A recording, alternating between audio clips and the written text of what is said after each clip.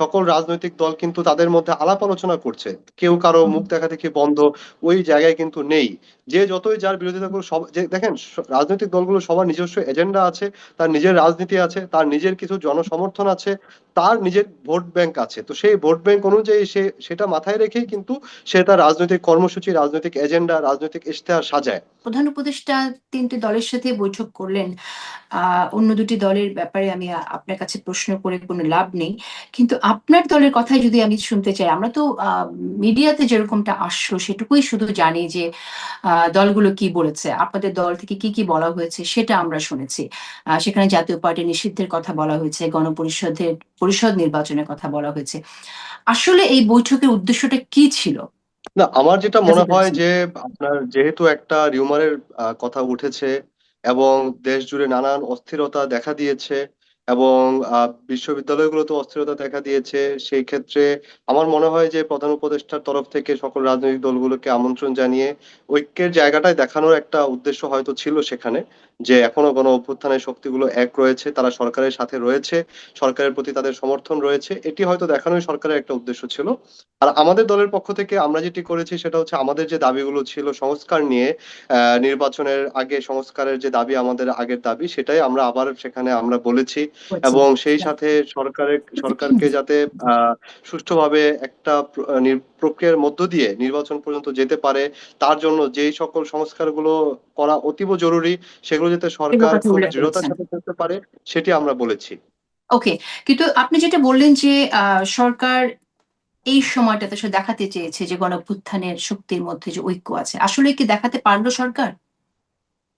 না কারণ দেখেন, বৈঠক ঐক্য থেকে বের আছে হয়ে তো অবশ্যই। সবাই যার, যার অবস্থান থেকেই আসলে বক্তব্য দিলেন এবং আমরা তো কোনো পরিবর্তন দেখলাম না। না, না, যার যার অবস্থান থেকে বক্তব্য দিলেও কেউ তো সরকারের সরাসরি বিরোধিতা করছে না, কেউ তো বলছে না যে না, এই সরকারকে আমরা মানছি না বা এই সরকারে চলে যাওয়া উচিত, সেটা তো কেউ বলছে না। সবাই না যেহেতু সেটা সরকারের একটা রোডম্যাপ রয়েছে, সেই রোডম্যাপের প্রতি এখনো সবাই হয়তো কেউ কেউ বিভিন্ন দাবি তুলছে, কিন্তু সেই তাহলে রোডম্যাপও কিন্তু কেউ সরকার কি সরাসরি এই প্রত্যাখ্যান বার্তাটা করেনি। সরকার কি তাহলে এইটা কনফার্ম করার জন্যই দলগুলোকে ডেকেছে যে এই দলগুলো সরকারকে চলে যেতে বলছে কিনা?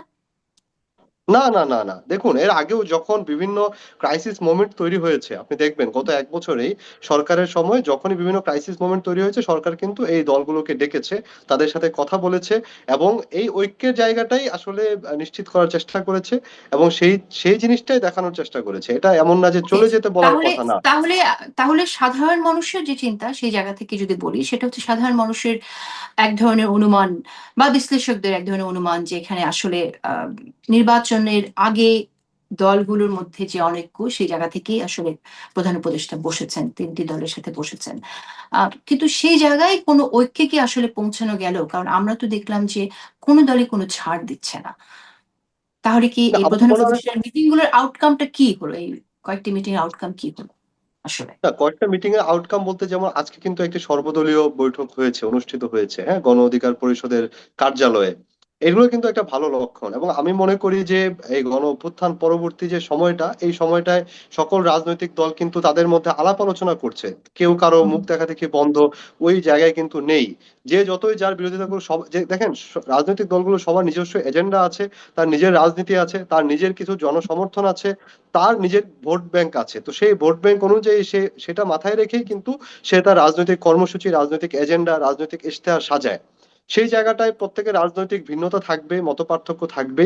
কিন্তু দেশের পক্ষে এবং আপনার দেশের সামগ্রিক অবস্থানের পক্ষে, সার্বভৌমত্বের পক্ষে যখন কথা চলে আসে, সেখানে সকল রাজনৈতিক দল একটা জায়গায় এক কাতারে অবস্থান নেবে এবং আমি মনে করি যে গণ অভ্যুত্থানের পরে এই জায়গাটায় রাজনৈতিক দলগুলো গণ অভ্যুত্থানের পক্ষে যে শক্তিগুলো আছে, তারা এই ক্ষেত্রে উদার এবং যে কোনো পরিস্থিতিতে তারা একসাথে বসে আমার মনে হয় যে একটা ঐক্যের জায়গা আসবে এবং সামনে নির্বাচনকে সামনে রেখে হয়তো একটা ঐক্যের জায়গায় পৌঁছানো সম্ভব হবে, রাজনৈতিক দলগুলো যদি নিজ নিজ জায়গা স্বার্থ ওকে। ত্যাগ করে কিছুটা ছাড় দিয়ে হলেও।